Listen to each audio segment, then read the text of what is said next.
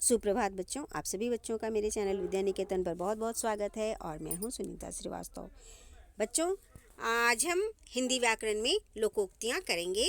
इसके पहले मैंने लोकोक्तियों का एक सेट आपके साथ शेयर किया था। ये हमारा लोकोक्ति का पार्ट 2 है, जिसमें हम बाकी की लोकोक्तियों के बारे में पढ़ेंगे। तो जैसा कि मैंने आपको बताया था कि मुहावरे और लोकोक्तियाँ जो होती हैं, उनसे हमारी जो भाषा है वो रोचक और प्रभावी हो जाती हैं। लोकोक्तियाँ शब्द 2 शब्दों के योग से बनी हैं, लोक जोड़ उक्ति। तो ये जिनका अर्थ होता है लोक में प्रचलित या प्रसिद्ध बातें। लोकोक्तियाँ सामान्यतः अपने आप में पूर्ण होती हैं। इन्हें हम कहावत भी कहते हैं। जैसे जो गरजते हैं वे बरसते नहीं। ये लोकोक्ति ऐसे लोगों के लिए है जो बोलते तो बहुत हैं लेकिन काम नहीं करते। भाषा को सुंदर और प्रभावशाली बनाने के लिए मुहावरों तथा लोकोक्तियों का प्रयोग किया जाता है और ये साधारण अर्थ का बोध न कराकर कुछ विशेष अर्थ का बोध कराते हैं। तो हमने थोड़ी लोकोक्तियाँ पहले पढ़ी हैं और आज हम बाकी की लोकोक्तियाँ यहाँ पर पढ़ेंगे। तो चलिए, आज की हमारी जो पहली लोकोक्ति है वो है अपनी अपनी डफली अपना अपना राग, और इसका जो अर्थ होगा वो है मतभेद होना। और वाक्य हम बनाएंगे इनसे। भाई हमारे यहाँ तो विचित्र दशा है। सभी अपनी अपनी डफली अपना अपना राग गा रहे हैं, कोई भी किसी की नहीं सुनता। दूसरी लोकोक्ति है आप भला तो जग भला, और इसका अर्थ होगा भले के साथ सब अच्छा व्यवहार करते हैं, यानी कि अगर आप किसी के साथ अच्छा करते हैं तो आपके साथ भी अच्छा होता है। और इसका अर्थ होगा मुझे तो किसी बात का कोई डर नहीं, मैं तो आप भला तो जग भला के सिद्धांत पर विश्वास रखता हूँ। तीसरी लोकोक्ति है हमारी अपनी करनी पार उतरनी, यानी कर्मों का फल अवश्य मिलता है। अपने भाई, इसका वाक्य प्रयोग होगा अपने भाई को जेल में देखकर दुखी क्यों होते हो, आप नहीं जानते हैं अपनी करनी पार उतरनी, यानी जो जैसा करता है उसको उस तरह का फल भुगतना पड़ता है। अगला है हमारा आँख के अंधे गांठ के पूरे, यानी मूर्ख धनवान। और वाक्य प्रयोग इसके होंगे सुनील पढ़ा लिखा नहीं है तो क्या हुआ, पैसे तो अधिक कमा लेता है, वह आँख का अंधा गांठ का पूरा है। कुछ और जो प्रचलित लोकोक्तियाँ हैं वो इस तरह से हैं, देखिए। जैसे अंधा क्या चाहे दो आँखें, और इसका अर्थ होगा इच्छित बात हो जाना। वाक्य बनाएंगे इससे हम। फौज में भर्ती हो जाने पर वह खुशी से झूम उठा और कहने लगा अंधा क्या चाहे दो आँखें। अगली लोकोक्ति है अज्जल गगरी छलकर जाए, और ये एक बहुत ही प्रसिद्ध लोकोक्ति है। इसका अर्थ होगा कम गुण धन वाला व्यक्ति दिखावा बहुत करता है। और वाक्य बनाएंगे इससे हम। प्रमोद इस अस्पताल में एक वार्ड बॉय है पर अपने को डॉक्टर से कम नहीं समझता, सच है अज्जल गगरी छलकत जाए, यानी कि एबिलिटी तो कम होती है और हम दिखावा ज़्यादा करते हैं, यानी अज्जल गगरी छलकत जाए। तीसरा है हमारा अपना हाथ जगन्नाथ, और इसका विशेष अर्थ होगा परिश्रम में शक्ति होती है। अब वाक्य हम इससे बनाएंगे भीख मांगने से तो खुद मेहनत करके कमाना अच्छा है, अपना हाथ जगन्नाथ। और ये भी एक बहुत ही प्रसिद्ध कहावत है, बहुत ही प्रसिद्ध लोकोक्ति है। चौथा है देखिए आसमान से गिरा खजूर पे अटका, और इसका अर्थ होगा एक मुसीबत से निकलकर दूसरे में फंसना। और वाक्य बनाएंगे इससे हम। वह लुटेरों के चंगुल से बच निकला किंतु किसी जेबकतरे ने उसकी जेब काट ली। यह तो वही बात हुई ना कि आसमान से गिरा खजूर पर अटका। ये भी एक प्रसिद्ध कहावत है, प्रसिद्ध लोकोक्ति है। अगला है आम गुठलियों के दाम, जिसका अर्थ होगा दुगना लाभ।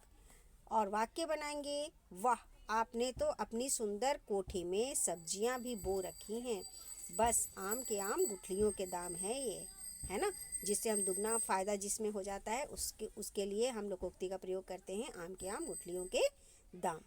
अगला है देखिए, घर का भेदी लंका ढाए, यानी इसका अर्थ होगा आपसी फूट से घर नष्ट हो जाता है। और इसका जो वाक्य होगा उससे हम वाक्य बनाएंगे, उसके ही किसी मित्र ने उसे धोखा दिया, तभी तो उसके यहाँ छापा पड़ा।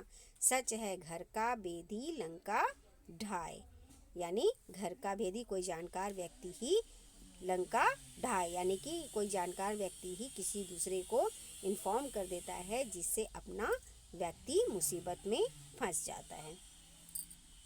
अगली जो लोकोक्ति है वो है चोर की दाढ़ी में तिनका। तो यहाँ अर्थ होगा कसूरवार झट बोल पड़ता है। और इसका वाक्य बनाएंगे, कक्षा में टूटी हुई कुर्सी देखकर जब अध्यापक ने छात्रों से पूछताछ की तो देव तुरंत बोल पड़ा कि वह कुछ नहीं जानता।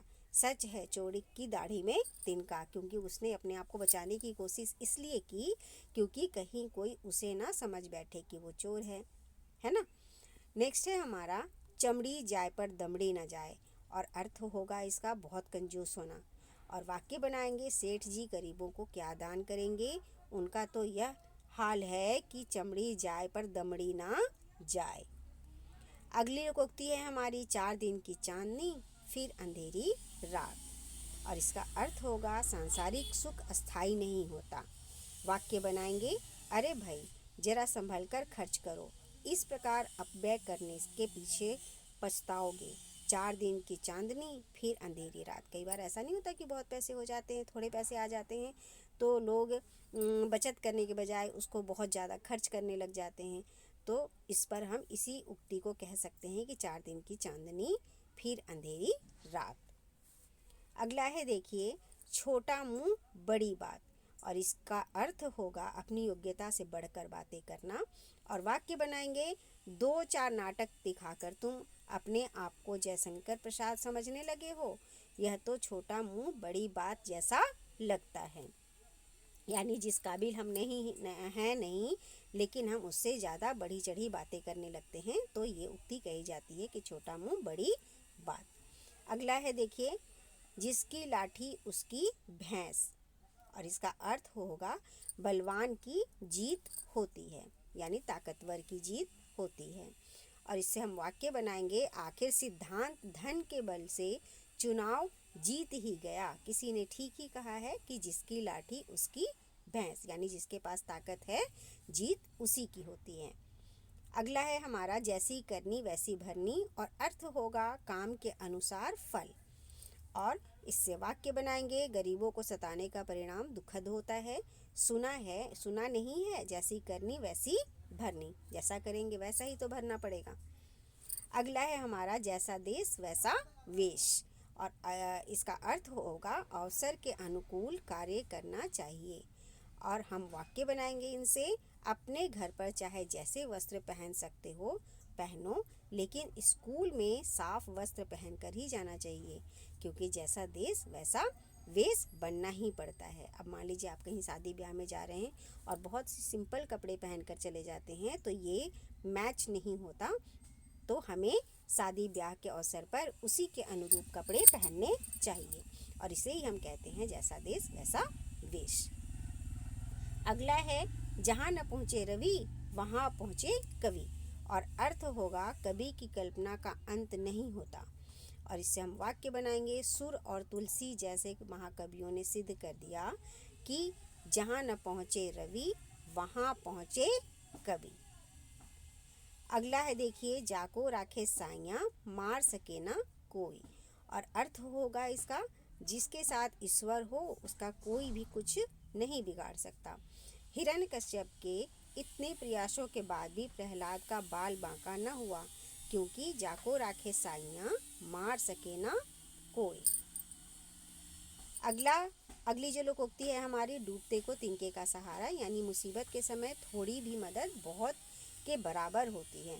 और वाक्य बनाएंगे, विवाह का खर्च बढ़ जाने के कारण मुंशी जी परेशान थे, किंतु पंडित जी ने समय पर आर्थिक मदद कर उनको मुसीबत से उबार लिया। सच ही तो है, डूबते को तिनके का सहारा होता है। अगली लोकोक्ति जो है हमारी वो है, तेते पाँव पसारिए जेती लंबे सौर, और इसका अर्थ होगा सामर्थ्य के अनुसार खर्च करना, सामर्थ्य के अनुसार खर्च करना। और वाक्य बनाएंगे, भाई 1000 रुपये वेतन में तुम 1500 खर्च कर देते हो, यह अच्छा नहीं है भैया। तेते पाँव पसारिए जेती लंबी सौर, यानी आपके पास जितना है आपको उसी में ही गुजारा करना आना चाहिए। अगला है देखिए, थोथा चना बाजे घना, यानी अयोग्य व्यक्ति आत्म प्रशंसा करता है। और इससे हम वाक्य बनाएंगे, उत्कर्ष ने अभी 10वीं की परीक्षा पास की है और आलोचना अपने बड़े बड़े गुरुजनों की करता है। तो थोथा चना बाजे घना, जो योग्य नहीं होते हैं वो अपनी बड़ाई इसी तरह से किया करते हैं।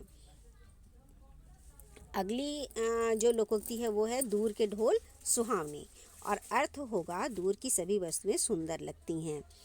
और वाक्य बनाएंगे, उनके शिमला वाले बंगले की बहुत प्रशंसा सुनी थी, पर वहां पहुंचने पर दुर्गंध के मारे हमारे मुंह से निकल ही गया। दूर के ढोल सुहाने। अगली लोकोक्ति है, दूध का दूध पानी का पानी, और अर्थ होगा ठीक ठीक निर्णय करना।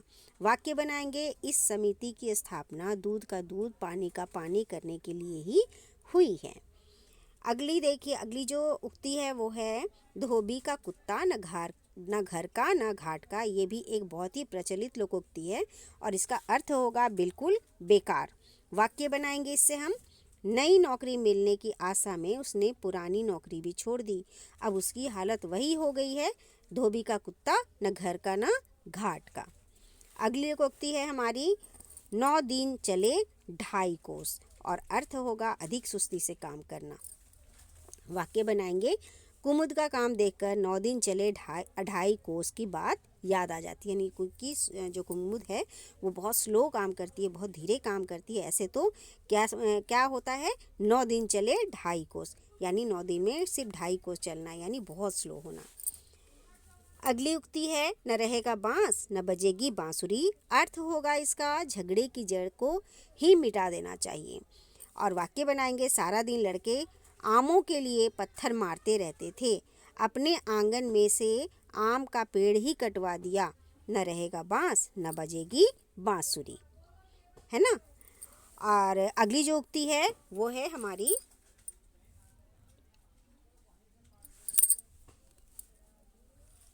पर उपदेश कुशल बहु तेरे, पर उपदेश कुशल बहु तेरे, और इसका अर्थ होगा दूसरों को उपदेश देना बहुत ही सरल है। और वाक्य बनाएंगे, पुलिस कमिश्नर रिश्वत पर भाषण दे रहे हैं और खुद रिश्वत देकर ही कमिश्नर बना है, तभी तो कहते हैं पर उपदेश कुशल बहु तेरे।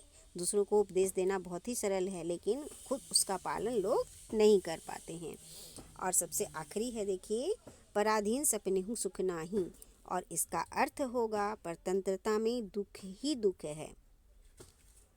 पराधीन सपनेहु सुख नाही, यानी पराधीन दूसरे के अधीन रहकर कभी सपने में भी सुख नहीं मिल पाता है। और इससे हम वाक्य बनाएंगे, जब से उसने निजी संस्था में नौकरी की 1 मिनट के लिए भी अवकाश नहीं मिलता, लोगों ने ठीक ही कहा है, पराधीन सपनेहु सुख नाही। तो यहाँ पे देखिए हमने लोकोक्ति की जो दूसरा जो पार्ट है वो भी हमने यहाँ पर कंप्लीट कर ली है। देखिए ये थोड़ी सी पीछे वाली मेरी थोड़ी धुंधली थी, तो दोबारा यहाँ पे ये क्लियर है, तो आप यहाँ से देख लीजिए, ठीक है। ये देखिए सारी लोकोक्तियाँ यहाँ पर हमारी पूरी होती हैं, तो आप इन्हें दोबारा से सुन लीजिए, एक बार दोबारा से देख लीजिए, अपनी नोटबुक में इसको लिख लीजिए और इन्हें याद कीजिए। ये आपके एनुअल एग्ज़ाम में ज़रूर आएंगे, लोकोक्तियाँ ज़रूर आती हैं। मुहावरे और लोकोक्तियों की तैयारी आप अच्छे से कर सकें, इसीलिए मैंने आपके साथ ये वीडियो शेयर की है। थैंक यू बच्चों, अपनी पढ़ाई जारी रखिए। और अगर आपको हिंदी व्याकरण से रिलेटेड कुछ और भी चीज़ों की ज़रूरत होगी तो आप मुझे इसे ज़रूर लिख कर बताएं, मैं उसकी वीडियो आप तक ज़रूर पहुंचाऊंगी। थैंक यू बच्चों, बाय बच्चों, अपना ध्यान रखें और अपनी पढ़ाई जारी रखें। आपका दिन शुभ हो, आपका दिन मंगलमय हो।